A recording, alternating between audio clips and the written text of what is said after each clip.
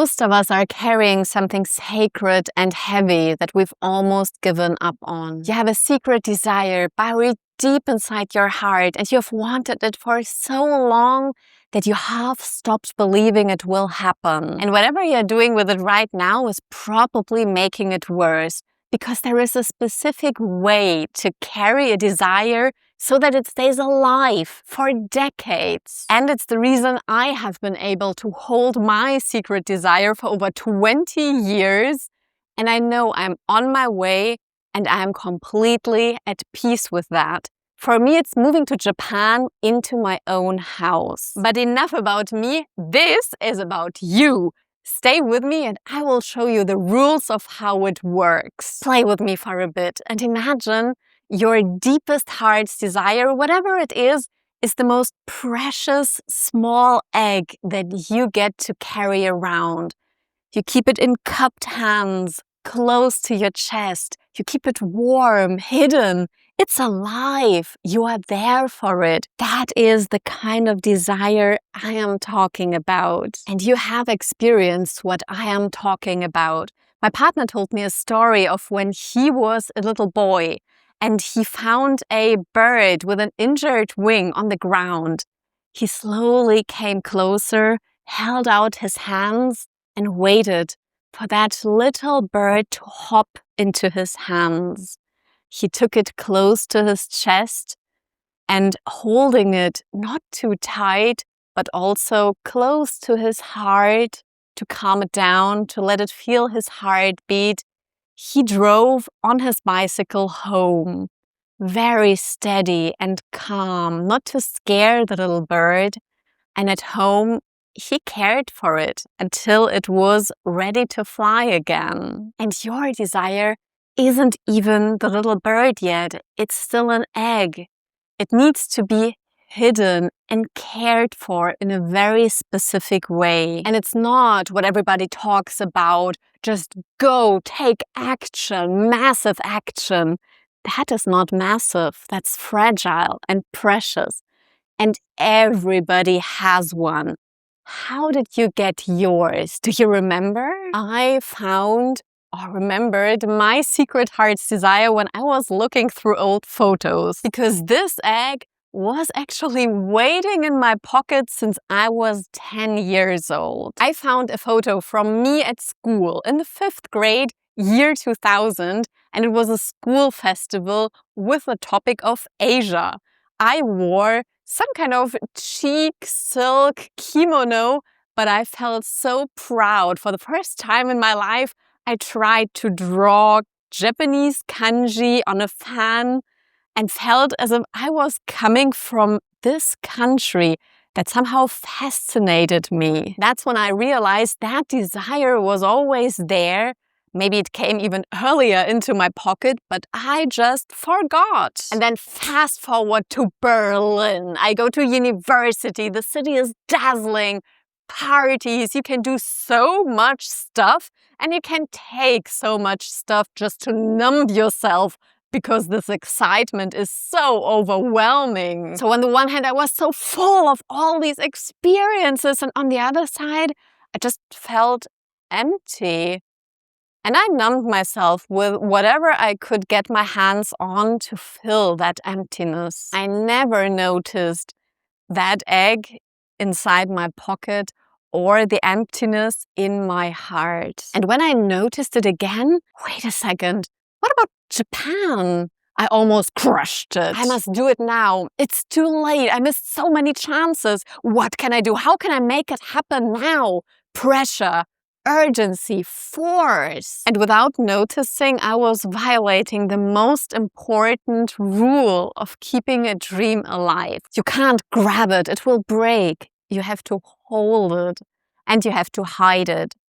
Don't show your precious egg to the wrong person. A friend of mine, a passionate gamer for over 30 years, had a quite successful leadership position in some kind of industry.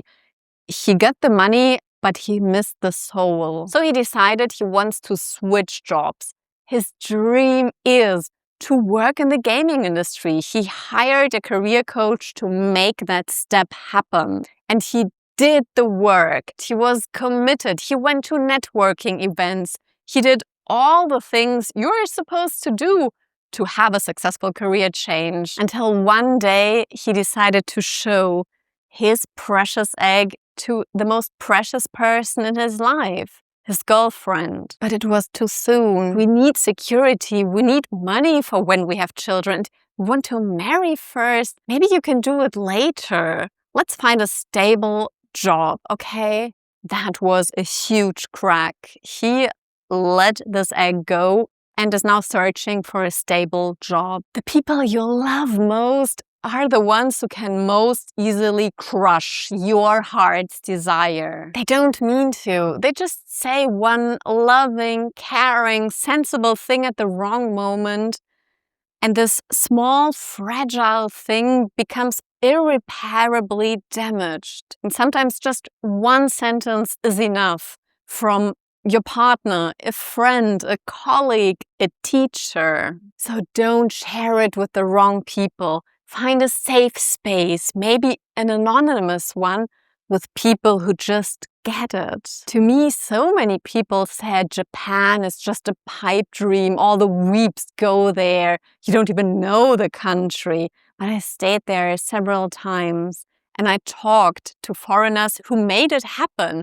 Normal people with normal jobs who were committed to give their precious dream tender, loving care until it was ripe. And the next rule for keeping your dreams alive is you don't get to choose what hatches. Is it a chicken? Is it a salamander, a dragon, a phoenix? Who knows? You choose gentle commitment and tender, loving care, but not the outcome. And yes, that can be frustrating. I don't know what my desire will become. Of course, I wish for it to be the housu in the outskirts of Osaka, the one I see every night before I fall asleep. But I also know that attachment is the root of all evil. So I honor the journey no matter where it will go in the end. And be aware that you are allowed to just release this desire if it stops feeling true. Just be aware whether that comes from love to yourself or from fear whether it might happen or not. So how do you hold this precious desire now? No force, no pressure, but a clear vision and a clear intention, and the willingness to take courageous action without feeling ready. And by now you realize the contradiction, right? How? You shouldn't rush, but you should also act without feeling ready. How do I know what to do? Well, the answer is you will know when to act. And it sounds silly, right? That's too easy, Marty. But remember, the boy with the injured bird, he had no manual how to care for it. He brought it home, he held it, he observed it day by day, figuring out what it needs at the moment. And when you spend enough time with your little egg, with something you love, you start knowing what it needs you to do. Sometimes it wants you to take one scared step. Sometimes it maybe wants you to just leave it alone. You love it, but you don't suffocate it and you don't force it to hatch. You will never feel ready to act. The thing you are waiting for is to feel healed enough to hold it without dropping or squishing it. Allow your secret heart's desire to have some space in your life without being overwhelming. And I know, we all have a life. It's great to have dreams, but you gotta work for it, bitch. So how should I carry that thing while I'm hustling and bustling? And that is the whole game. You're carrying that egg close to your heart while you are walking through the fire or putting out fires, whatever your everyday life is. You just do whatever you're doing without letting it go. You keep it warm and let it grow. Don't grip too tight or it will break. Don't numb yourself or it will fall down. And don't show it to others because they will crack it. And when you give your secret heart's desire, your precious egg in your heart, enough time and aligned action in love, then it might just hatch. So where is your little egg right now? Is it waiting in your pocket until you notice it? Are you gripping it? Are you maybe too numb to even think of it? Or are you warming it?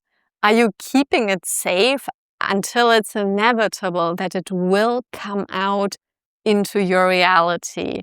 Let me know in the comments, and I wish you all the best. See you in the next video.